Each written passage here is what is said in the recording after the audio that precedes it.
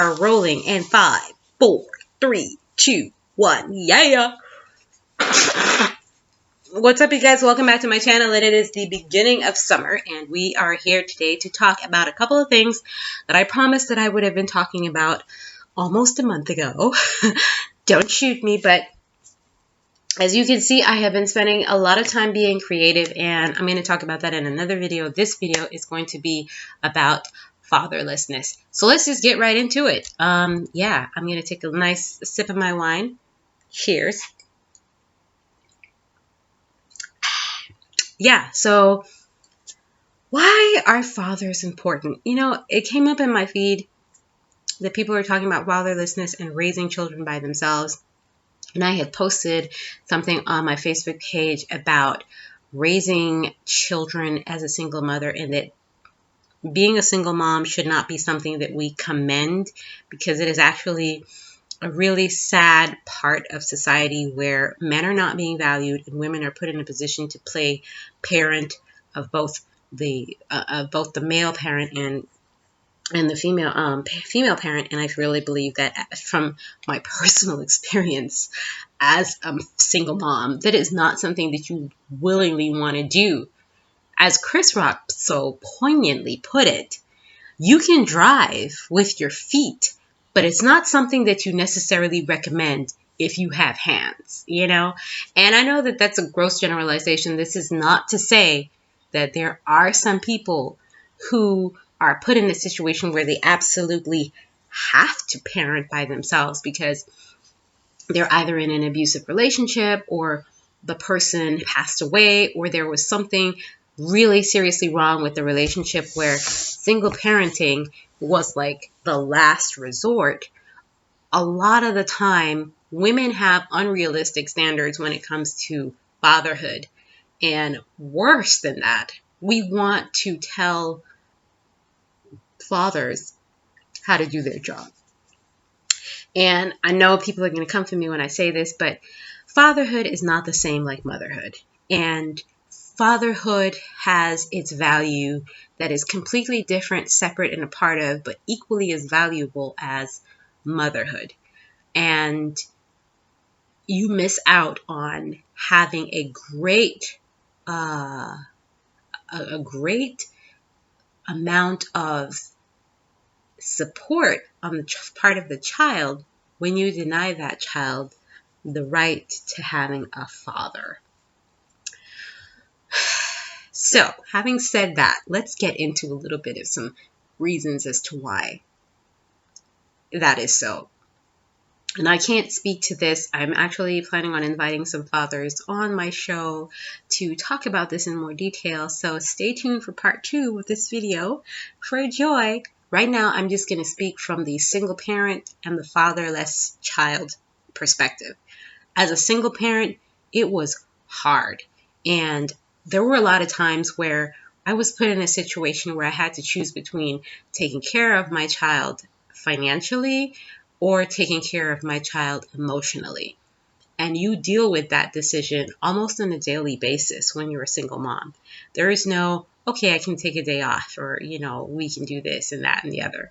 And people talk about, oh, there's the village and there are male role models. Let me tell you something.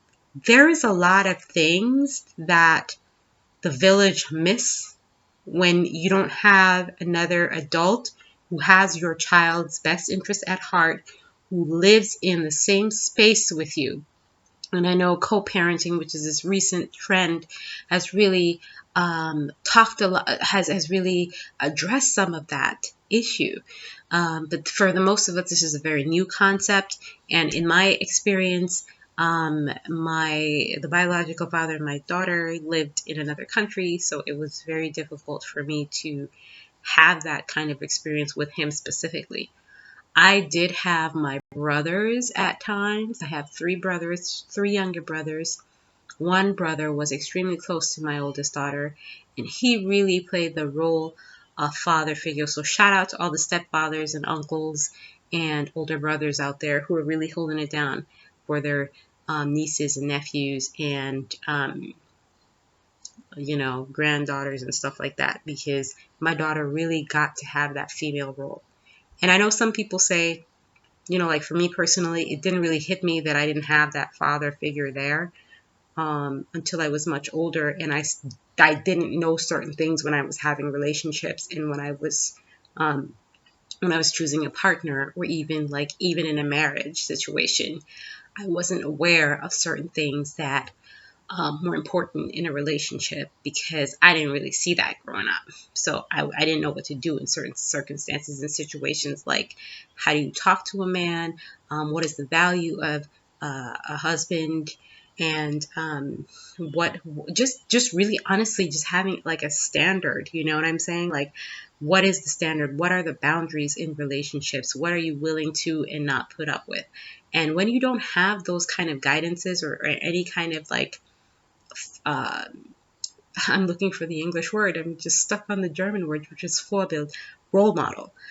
When you don't have that role model there to say, okay, this is what I want to have or this is what I don't want to have, you have no reference point, and it's kind of like a free for all, And I'm not saying that this is everybody's situation. Everybody can be different. People respond to different situations differently.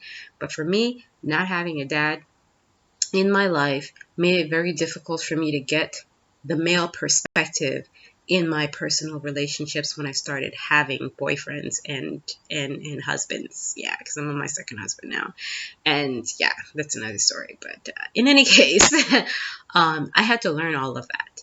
And I had to also learn that when you don't have a man in your life as a female, like as a girl child, and you don't have a father who comes home and doesn't want anything from you in return for your time and attention, in return for his time and attention, you grow up with the sense of you don't get something for nothing. And there is even deeper than that, a greater sense of distrust and devaluation of yourself because you tend to see men as subjects to your objectivity. Mm. I'll say that one again. When you don't have a male figure in your life who looks at you outside of the realm of being an object, you grow up seeing men as subjects to your objectivity. And you don't believe in that you can get something for nothing. And that creates a distrust in men. And when you have distrust in men, you can't feel safe in a relationship. And if you don't feel safe in a relationship, you develop issues of abandonment, which most fatherless children have anyways, because the father isn't there at all. And you tend to treat people like suspicious con artists who are out to get you. And that is something that really creates a sense of worthlessness. And it helps to really put people off from being able to have that level of intimacy and connectivity with you and you with yourself and with those around you. So I know that this is not everybody's situation. Some people grow up without dads and don't miss it, don't even notice, oh, he wasn't there, it was all good and all gravy with just mom. But I want us to really start to come away from, if you're out there thinking that, you want to have a child and you want to raise this child by yourself because you are financially capable or competent, as a daughter of a single mother, let me just tell you, there will come a point in time where it's not going to be about just the money. There are other things that are involved in raising children, and a lot of those things have to do with the emotional development of your child. Something that one parent just cannot suffice. And I really believe that fatherlessness is something that we need to start to take more seriously when it comes to actually making a decision on the behalf of another human being that will affect them for the rest of their lives. In my situation, my stepfather passed away. My mother and my father got divorced under some strenuous circumstances, of which I will not be discussing in this video, but those things were beyond my control. It is what it is, and that's how the chips fell, so to speak. But a lot of the times, we as women are picking men, if we're not going to the clinic to get some sperm to have a artificial, to have this, just get pregnant, we're picking men who are not capable of being fathers, and then putting another human being in a situation to pay for the mistakes that we made, and then therefore making a child feel like they were mistaken. My daughter and I have had this conversation a couple of times, because it really used to bother me when she would come and say like, oh, I was a mistake, I wasn't planned, yada yada. It doesn't make her any more of a gift to me, and any more of a blessing. That was my decision to be with her father and to do the things that I did. And I think that is a very fine line between the freedom of choice and the freedom of just being able to understand that this is adulting, and this comes along with adulting, that you will always have the possibility of becoming pregnant, no matter what your medical history may or may not be. That, you could be the next miracle woman who just gets pregnant even though she's told she can't. But I digress. The decisions that you make stay with you, and you're making these decisions on the behalf of another human being. So please make responsible ones, and think that what might be suitable for you, because of whatever reason you think this is a good idea to raise a child by yourself, may not be the best decision for that person. And you don't know what is the best decision for that person, because you are not that person. You only know what worked for you. And so I just want to spend the next 5 minutes of this video. Now that I say it like that, it seems like a long time. It seems like a lot. 5 minutes. Why dads are important. They're mentors. I know. I mean, they are the protectors of the family, stereotypically speaking. They are there to support the mother and to give her that space to really nurture. When you put a woman in a position where she has to be both nurturer and protector, you're giving her two jobs that she can't do both efficiently. And it might seem a little bit corny and a little bit like old-fashioned, but this is really, really honestly just biology speaking. One person has to be the better nurturer, and one person has to be the better provider and protector. Both can be that, but there's a reason why opposites attract, and why we have two parents in a particular in a union, and even the extended family in a union of child rearing, because it is hard work. It requires you being fully present and fully participatory, and you cannot be present and fully participatory if you have to take care of yourself, that child, the protecting of that child, the financial competency of the relationship with that child, and all the other things that come along with that. You will fall short. And some of us, we want to say, yeah, my mom did a great job. My mom did an excellent job as a single mother. No, your mom didn't. Your mom did what she had to. Like, I didn't do a good job when I was a single mom. I did what I had to. I did what I could. And sometimes I made some really bad decisions at the expense of my child. And sometimes I made really good decisions. But I definitely see the difference between being a single mom and being married in the way that it has affected my ability to parent. And some people say that, a lot of friends say to me, like, oh my gosh, you're just settling down, to raise your kids. Like, raising a child is like the worst thing you can do with your time. You're talking about the well-being of another human being that has been entrusted in you. What more important job is there than that job? I put this child on this earth, am I going to put them there for somebody else to take care of? Absolutely not. That is asinine to think that that is something that, is even an option. And I'm only able to do that because I am no longer stressed and worried about the financial competence of that child.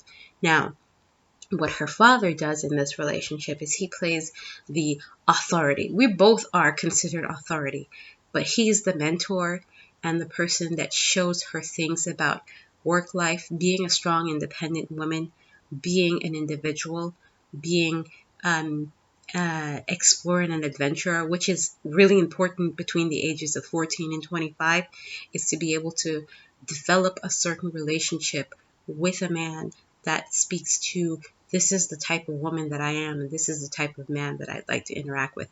And a man, a father, is the one that helps her to decide and see what that man is going to look like or not look like.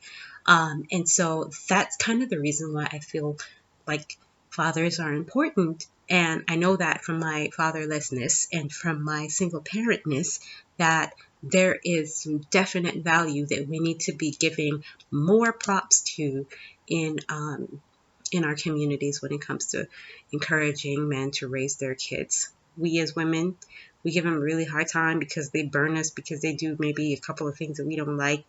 And I think that just dismissing a man or just divorcing him or breaking up with him is kind of is to me throwing the baby out with the bathwater, because the men from our generation were raised from the men from the generation before, and a lot of the issues that those men have, our men don't have. And so they're kind of learning on the ground how to be this modern man with old-fashioned rules. And so, of course, I think our responsibility as women is to help and guide and support them to be the type of men that can raise their children the way they know how to best. Not the way we want them to, but the way they know how to best. And to be able to step aside and do that requires a lot of growth on our part, because we have taken on a very masculine role, which dictates that we want to be in control of everything.